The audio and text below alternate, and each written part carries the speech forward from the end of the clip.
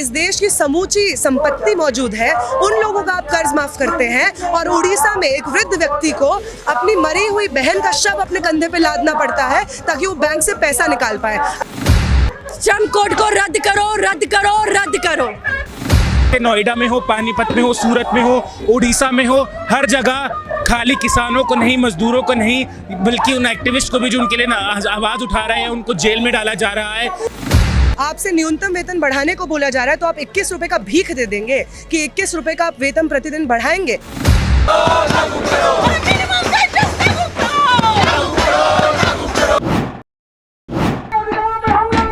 नमस्कार भाई साहब। नमस्कार। जी जी, क्या नाम हुआ आपका? हरीश। हरीश भाई, आप ये बताइए कि आज ये आपकी क्या मांगे आज की प्रोटेस्ट की? देखिए, एक किसानों का मजदूरों का एक आंदोलन चल रहा है देश में, लेकिन हम देख रहे हैं कि कैसे नोएडा में हो, पानीपत में हो, सूरत में हो, उड़ीसा में हो, हर जगह खाली किसानों को नहीं, मजदूरों को नहीं, बल्कि उन एक्टिविस्ट को भी जो उनके लिए आवाज उठा रहे हैं उनको जेल में डाला जा रहा है। अभी खबर आ रही है कि उड़ीसा में जो दलित और आदिवासी मजदूरों को जेल में डाला था, उनको हाईकोर्ट ने ऑर्डर दिया है कि उनसे जेल साफ करवाएंगे। ऐसी ब्राह्मणवादी, मनुवादी सोच के खिलाफ है हम, उसके खिलाफ आज का हमारा आंदोलन है। अच्छा, ये बताइए, ये जो जेल में वाली आपने बात बताया, अभी नोएडा में जो प्रोटेस्ट हुआ था उसमें से कुछ लोगों को डिटेन किया गया था, है ना? तो उनका कहना है कि ये जो है ना दंगा भड़का रहे थे। देखिए, वर्कर्स कोई दंगा नहीं फैला रहे थे। अगर हम वर्कर्स की बात करेंगे तो वो वहाँ पे एक प्रोटेस्ट कर रहे थे सरकार के खिलाफ, ये उनकी बात थी। तो सरकार के खिलाफ प्रोटेस्ट कर रहे थे, सरकार के खिलाफ प्रोटेस्ट तो चलने दे रहा था सरकार, तो फिर ऐसा क्या हुआ कि उसे उठाया गया? ये एक पूरी झूठ बात है कि प्रोटेस्ट को है वो एकदम उसको चलने दे रही थी सरकार।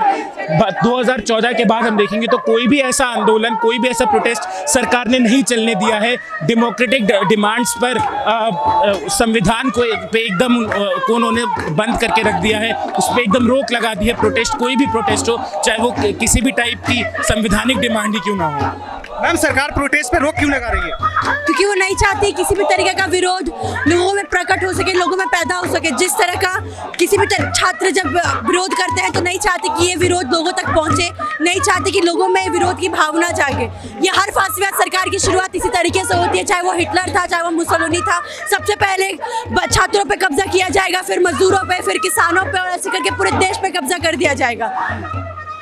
श्रम कोड को रद्द करो, रद्द करो, रद्द करो।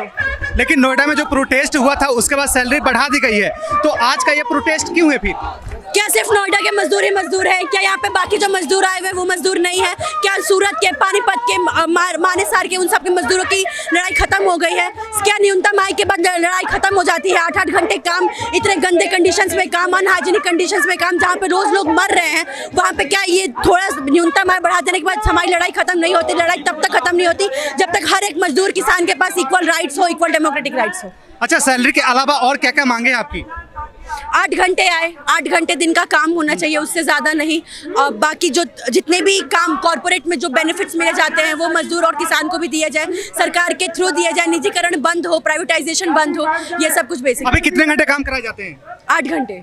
अभी नहीं, हमें 8 घंटे सरकार की डिमांड है। 8 घंटे काम के। अभी कितने घंटे काम? अभी कोई किसी इस पे नियम नहीं है। सरकार जितना गवर्नमेंट बोलेगी, जितना कोई प्राइवेटाइजेशन जो कॉर्पोरेट बोलेगा उतना काम करवाया जा सकता है। 13 घंटे, 14 घंटे, कभी कभी इससे भी ज्यादा काम कराए जाते हैं। हम ये बताइए, आज की प्रोटेस्ट की आपकी क्या मांगे हैं? बहुत सिंपल सी मांगे हैं हमारी। पहली बात तो ये जो नए श्रम कानून आए हैं इनको वापस करना होगा, क्योंकि इस श्रम कानून के तहत न सिर्फ मजदूरों के जो मूलभूत अधिकार हैं उनका हनन हो रहा है, बल्कि उन अधिकारों के हनन के खिलाफ किसी भी तरीके का यूनियनाइजेशन और मोबिलाइजेशन को भी क्रिमिनलाइज किया जा रहा है। तो पहली मांग ये है कि श्रम कानून वापस हो।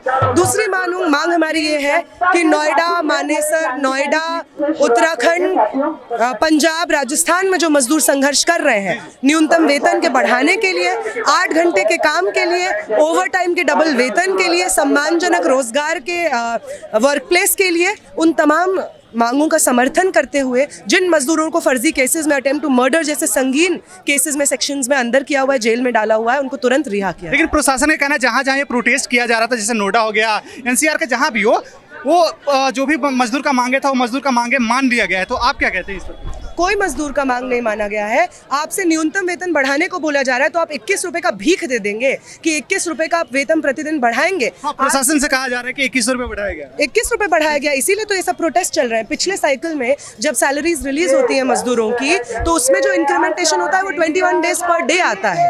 आप चाहते हैं कि मजदूर 300 रुपए में अपना दिन चलाए और उसी समय दूसरे तरफ आपने इस तरीके का क्राइसिस इस देश में लाया हुआ है कि इस घरों में चूल्हा जलने की प्रॉब्लम आ गई है। एलपीजी इस कदर बढ़ता जा रहा है एलपीजी का रेट कि आज के समय में घरों में चूल्हा नहीं जल पा रहा है। वापस वही सिस्टम, वही लकड़ी जलाने का सिस्टम पे हमें जाना पड़ रहा है जिससे बाकी देश कब का निजात पा चुके हैं।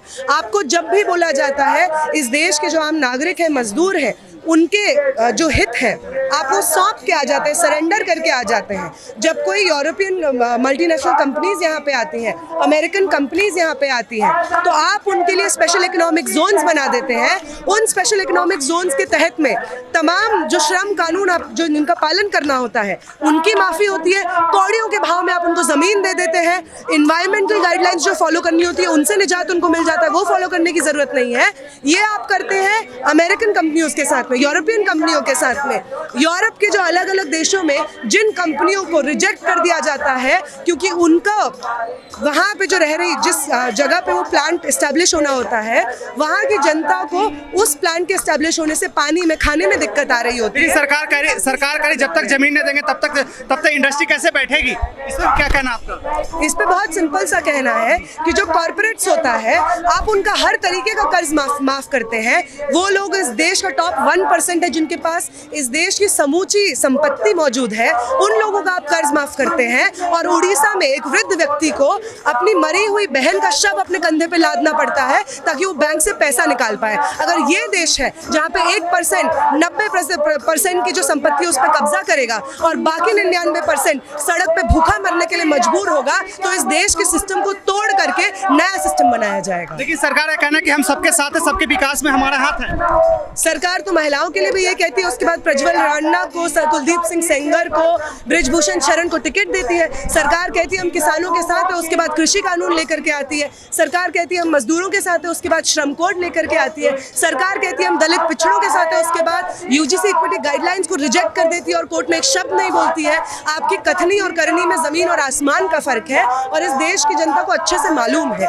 वो नोएडा मानेसर के मजदूर जिनको आपने जेलों में बंद कर दिया झूठे केसेस में, वो जानते हैं आपकी सच्चाई क्या है। वो जानते हैं कि इंक्रीमेंटेशन के नाम पे आप 21 रुपए प्रतिदिन बढ़ा रहे हैं जिनसे उनका परिवार नहीं चल पाएगा। आपके बच्चे तो विलायत में पढ़ने चले जाते हैं, यूनिवर्सिटीज में पढ़ लेते हैं, प्राइवेट स्कूलों में पढ़ लेते हैं और गरीब का बच्चा पूरे दिन अनपढ़ रह जाता है ताकि वो आप ही की इन फैक्ट्रीज में काम कर सके। लेकिन नोएडा में जो प्रोटेस्ट किया गया था उसमें जो दंगा भड़काया था, सरकार का कहना है कि हम सिर्फ उसे गिरफ्तार करके रखे हुए हैं। नोएडा में आप कह रहे हैं कि आपने नोएडा में दंगा भड़काया, उनको गिरफ्तार किया। गुड़गांव में आपने मजदूरों को अरेस्ट किया हुआ है। अटेम्प्ट टू मर्डर जैसे सीरियस चार्जेस में गुड़गांव मजदूर अरेस्टेड है जिसके बेसिस पे चंडीगढ़ में जाकर के कोर्ट मूव करना पड़ रहा है। ये वो तो नहीं है, वो तो नोएडा में नहीं है। मानेसर के जो मजदूर हैं वहां से आपने मजदूरों को इकट्ठा किया है। 400 से ज्यादा मजदूर इस वक्त जेलों में बंद है। परिवारों को ये नहीं मालूम है कि उनके बच्चे कौन सी जेल में बंद है। मतलब आपका कहना है जो आवाज उठा रहा है सरकार उसे दबा दे रही है? बिल्कुल, ये तो सरकार की रीति है, सरकार का यही रस्म है कि जो भी लोग आवाज उठाते हैं उनको जेलों में बंद कर दो। पहले तो आप ऐसे कानून लेकर के आए जो आम जनता के जो हित होते हैं उनके खिलाफ जाए और जब इसके खिलाफ वो अपनी बात रखे तो तब आप उनको जेलों में डाल दीजिए। यही है हमारे जो देश की जेलें हैं वो किसी लॉ प्रोसीजर ऑफ लॉ को या क्रिमिनल से नहीं भरी है। हमारे देश की जेलों को इन लोगों ने भरा है इस देश की डेमोक्रेसी को, सॉवरेनिटी को बरकरार, इस देश में लोकतंत्र को बरकरार रखने वाले लोगों से। लेकिन मोदी सरकार बार बार कहती है गरीबों का सरकार है, हम गरीबों के साथ हैं। गरीबों की सरकार बोलने से क्या होता है? इलेक्टोरल बॉन्ड्स का जब पूरा चिट्ठा सामने आता है, सबसे ज़्यादा पैसा आपने लिया होता है कॉर्पोरेट से, सबसे ज़्यादा पैसा भाजपा के जेब में जाता है, बड़े बड़े कॉर्पोरेट्स के पास से जाता है। ईडी की रेड होती है और ईडी की रेड के बाद में इलेक्टोरल बॉन्ड से पैसा ट्रांसफर हो जाता है और उसके बाद ईडी की रेड अब कहा जा रहा है कि वो तो बंद हो गया। इलेक्टोरल बॉन्ड बंद नहीं हुआ, इलेक्टोरल बॉन्ड बंद करवाया गया है, लीगल बैटल से उसको बंद करवाया गया है।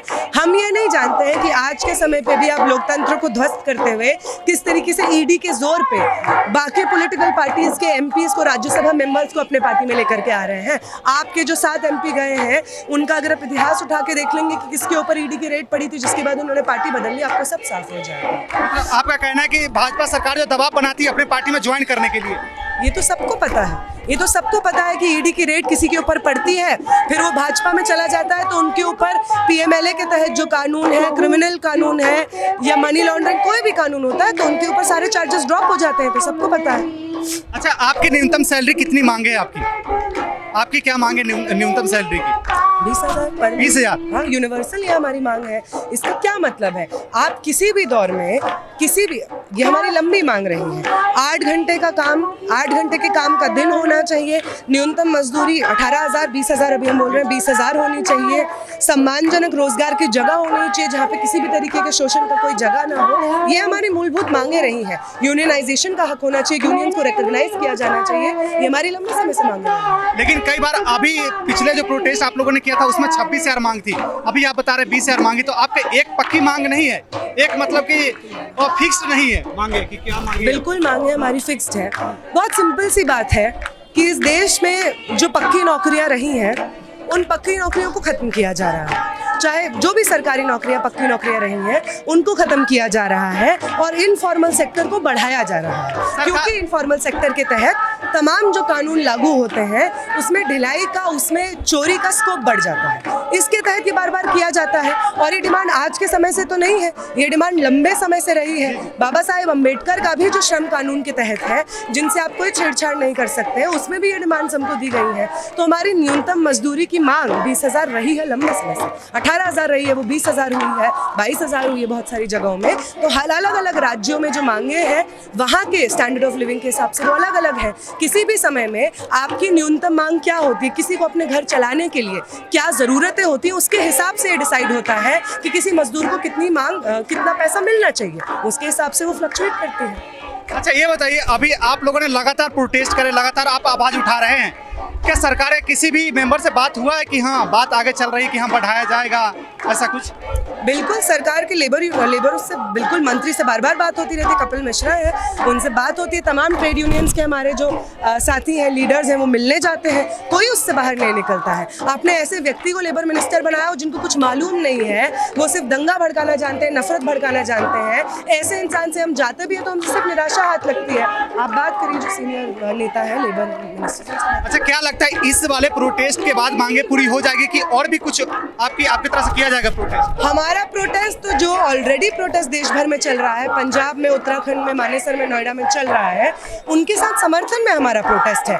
हम इस मूवमेंट को नहीं लीड कर रहे हैं, इस देश की आम जनता और आम मजदूर इस मूवमेंट को लीड कर रहे हैं। और उत्तराखंड में ये चल रहा है, राजस्थान में चल रहा है, पंजाब में चल रहा है। आप उनका जो मूवमेंट है उससे डरिए, क्योंकि इस देश को चलाने वाला जो सेक्शन है वो इस देश का मजदूर सेक्शन है और उसको आप अगर त्रस्त कर देंगे तो आपकी देश की सड़कें जाम हो सकती हैं, जैसे कि देश की व्यवस्था ठप हो सकती है। अच्छा, वो मजबूत क्या है, क्या बता रहे हैं आप? क्या बता रहे हैं? मजबूत सेक्शन, मजदूर सेक्शन है वो, मजदूर सेक्शन है। आपके जो सड़क पे बसेस चलती हैं, ई रिक्शा चलते हैं, आपके जो दफ्तरों में काम करते हैं, सफाइयाँ करते हैं, आपके जो दफ्तर बनाते हैं, सड़क बनाते हैं, भवन बनाते हैं, ब्रिज बनाते हैं, रेलगाड़ी चलाते हैं, वो तमाम सेक्शन आज के समय में जो गिग वर्कर्स जो आपको रोज सड़क पे दिखते हैं, वो तमाम सेक्शन इस देश का मजदूर वर्ग है। अगर इस देश का मजदूर वर्ग काम करना बंद कर देगा तो ये देश नहीं चल पाएगा। ये देश एसी ऑफिस में बैठे हुए लोग नहीं चलाते हैं, ये देश आम जनता, आम मजदूर चलाता है। लेकिन भाजपा कहती है कि हम मजदूरों का चरण धुल करके पीते हैं, तो फिर क्या कहेंगे इस पर? आप मत पीजिए चरण धुल करके, आप श्रम कोड वापस कर दीजिए, उतना काफी। वापस ले तो सब कुछ हो जाएगा, आपकी मांगे पूरी हो जाएगी। हाँ बिल्कुल, वापस ले। चलिए ठीक है, धन्यवाद।